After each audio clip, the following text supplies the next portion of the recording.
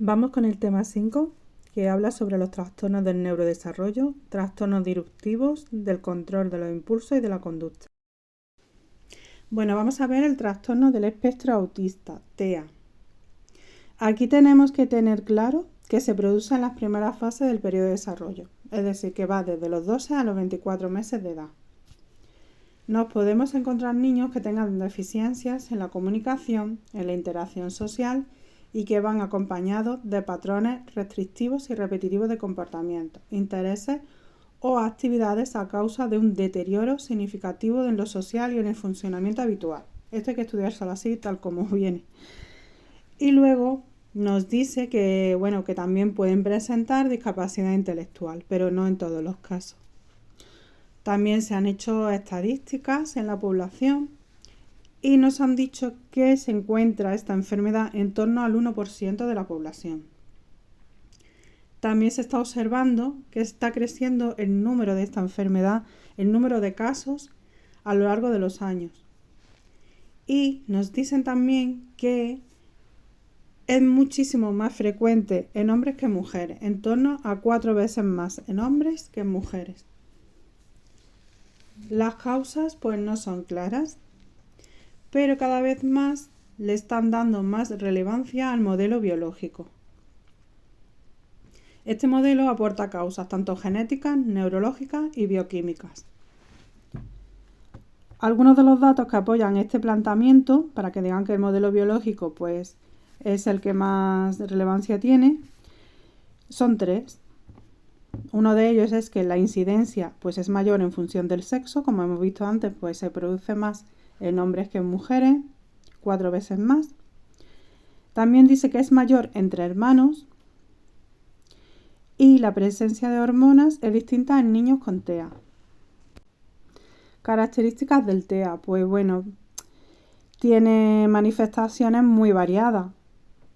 Tienen apariencia física normal, se aíslan del entorno, tienen dificultad para relacionarse, tienen falta de reciprocidad emocional y social, tienen alteraciones graves del lenguaje y en la comunicación no verbal e insistencia obsesiva en mantener el entorno sin cambios y también tienen comportamientos anormales.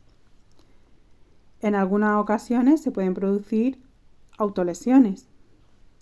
Ahora vamos a ver algunas características principales y problemáticas del TEA. Esto es estudiárnoslo y que se nos quede cuanto más retengamos mejor, pero son muchas y es un poco complicado, ¿no? Vamos a ver en cuanto a la comunicación, en cuanto al procesamiento de la información, en cuanto a la interacción, en cuanto a los patrones repetitivos de comportamiento y luego veremos aspectos positivos que tienen estos niños con TEA. En cuanto a la comunicación, algunos puntos importantes son que tienen un tono monótono con un acento raro y sin pausas, tiene un amplio vocabulario, escaso e inadecuado uso de jerga, tienen gusto por hablar de un tema de su interés, no saben cuándo iniciar o finalizar una conversación, no captan el lenguaje gestual y corporal. En cuanto al procesamiento de la información, tienen preferencia por el procesamiento visual y dificultades con el auditivo.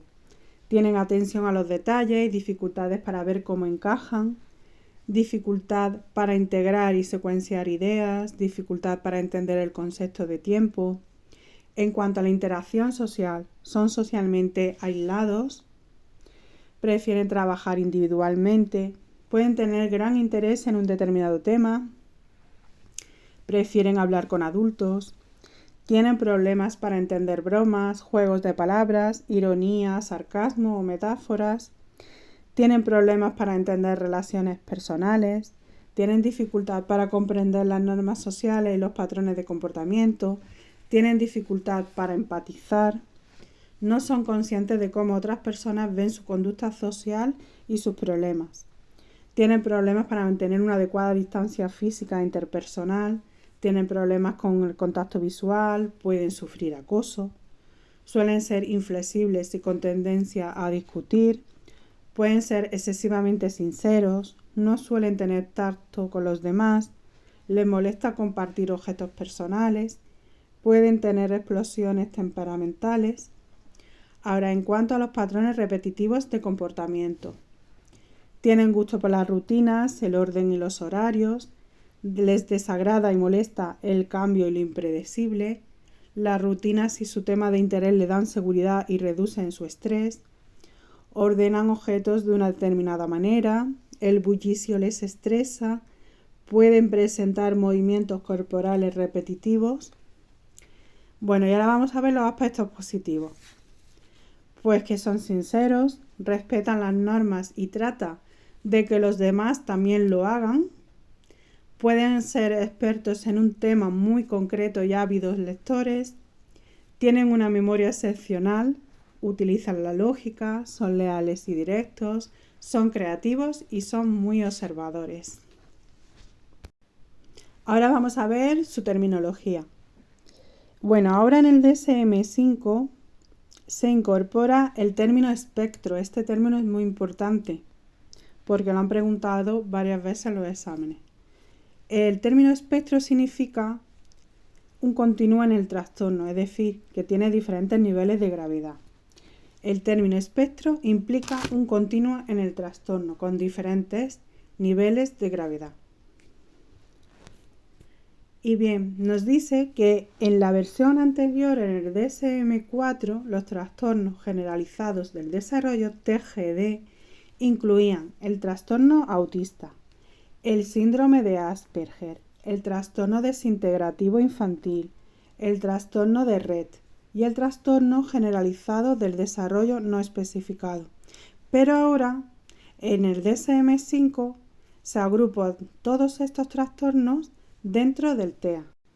Ahora vamos a ver el síndrome de Asperger.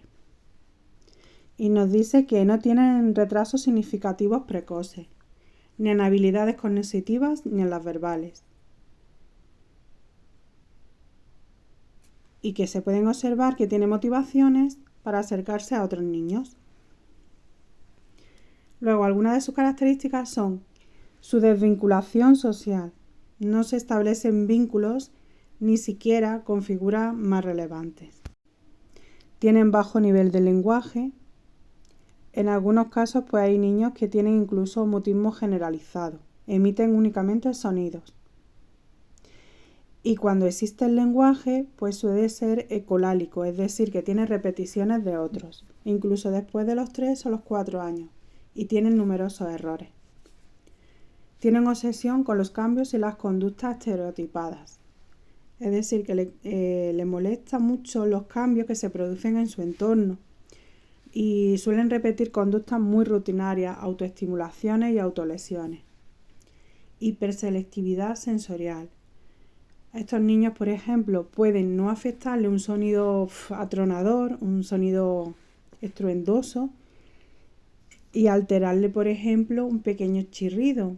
O pueden ser muy sensibles e hipersensibles a un dolor y molestarle, por ejemplo, incluso una caricia. En el síndrome de Asperger sí pueden desarrollar adecuadamente su lenguaje, incluso pueden hacerlo precozmente y llegar a utilizar incluso un lenguaje pedante. Ahora vamos a ver la intervención educativa. Pues puede ser individualizada en función de las propias características del niño. Las medidas pues están más dirigidas al desarrollo de la comunicación y de las relaciones sociales y de atención. Y bueno, el tipo de escolarización que tenga está determinado por las características y la gravedad del caso, ya que cada caso pues es de una determinada forma, hay que valorarlo, hay que valorar cada niño individualmente. En cuanto a la metodología, pues la metodología conductual pues ha sido la más utilizada, porque se dirige a eliminar conductas desadaptativas y a implantar conductas adaptativas, aunque también se ha demostrado que la observación ha sido muy eficaz. El video modeling VM se ha mostrado como un recurso eficaz y presenta una gran variedad de opciones. Por ejemplo, tenemos el Adult VM, donde un adulto graba la conducta objetivo, el Peer VM, donde la conducta la realizan los compañeros, el Self Modeling, donde el protagonista es el propio alumno con TEA. También se pueden combinar con otras técnicas como el modelado en vivo o las autoinstrucciones. Y es recomendable contar con el maestro de apoyo y el orientador. Algunas pautas de intervención, pues como he dicho antes, pues lo mismo, son muchos puntos, vamos a intentar quedarnos con algunos, ¿no? Con los que más se nos queden. En general, pues tenemos que hay que enseñarle en función de su marco evolutivo y de lo que ocurre en su ambiente, enseñarle destrezas para la vida diaria, implementar un programa conductual específico. Las clases deben estar rutinariamente estructuradas y organizadas y se debe tener en cuenta que pueden ser hipersensibles a algunos estímulos, tener ordenada el aula y evitar estímulos que les pueden distraer.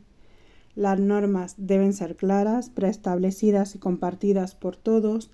Deben disponer de un protocolo de actuación en caso de que se produzca algún problema y necesite relajarse. El maestro debe ser coherente y explícito en sus planteamientos. Cualquier cambio tiene que ser advertido. Darle pie a que aborde y desarrolle su tema de interés. Sus características se encajan bien con la metodología de trabajo por proyectos y de educación física. Preguntarle qué le genera estrés.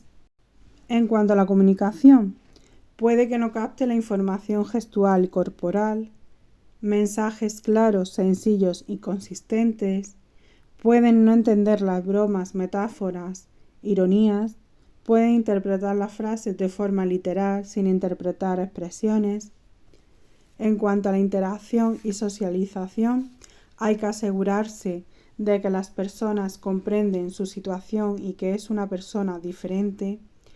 Enseñarle habilidades sociales mediante rutinas. Enseñarle habilidades sociales mediante diversos tipos de técnicas. Puede hacer comentarios excesivamente sinceros.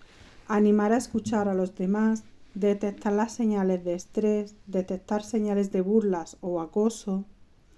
Puede abandonar el aula para hacer un examen o relajarse. Para evitar situaciones conflictivas es mejor que el maestro forme los grupos.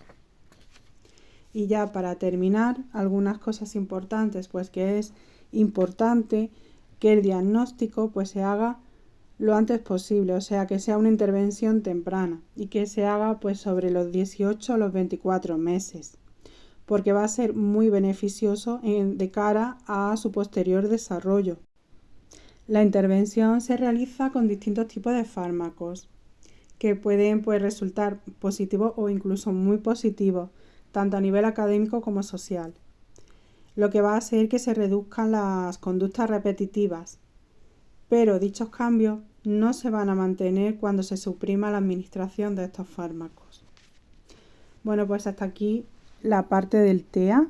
Espero que entre todos pues se nos haya quedado claro y que nos ayudemos uno a otro y nos apoyemos para el examen, inshallah. Y nada, pues nos vemos con la siguiente parte, que será el trastorno por déficit de atención hiperactividad TDAH.